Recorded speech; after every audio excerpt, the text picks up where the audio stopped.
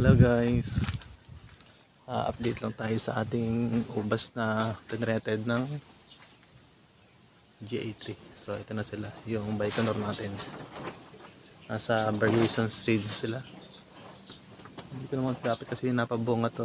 Nasira kasi siya nung nakaraang tagulan. Kaya napilitan siyang i-prune. Kaya 3 bunch lang yung nabuo. Ito yung pangalawa, 2 bunch. Tapos may nauna dito na hinog na. So ito guys, yung pwede na siyang kainin. Ang dami nang nakain.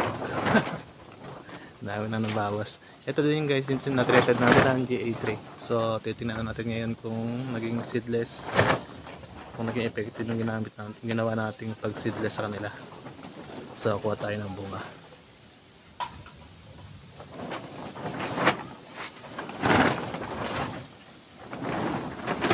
Yes, unang bubuksan natin. Oh, ayan guys, kitang kita. Naging seedless, di ba?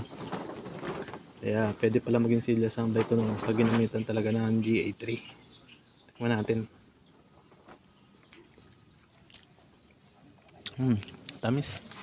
Pwede nang kuhanin talaga, kainin talaga. Kuha pa tayo ng isa, tingnan natin kung talagang naging seedless. Ito to.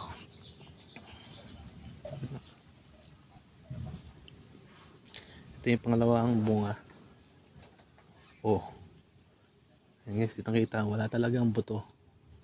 Diba? Mga effective yung ginamit nating pag-treated sa kanila na GA3. Hindi ko pala sasabihin yung brand na ginamit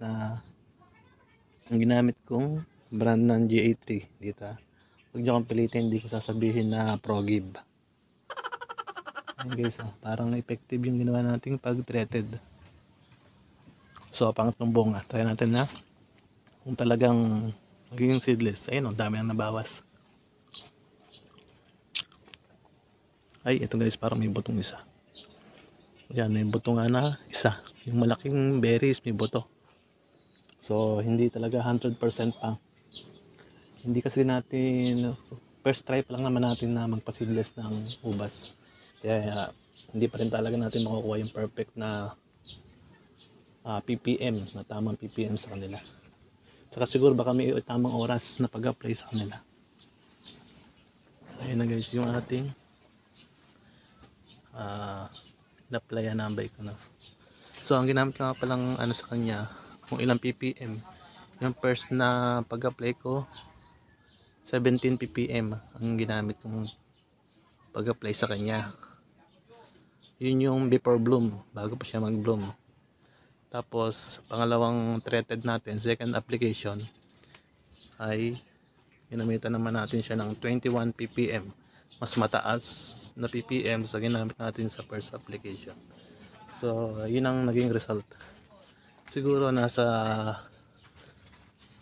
70%, ganun, 65% yung naging seedless.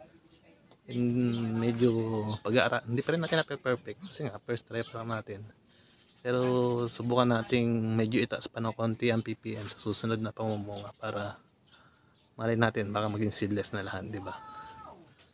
So ayan yung ating Baikonur. Maraming salamat guys sa panonood. Follow for more.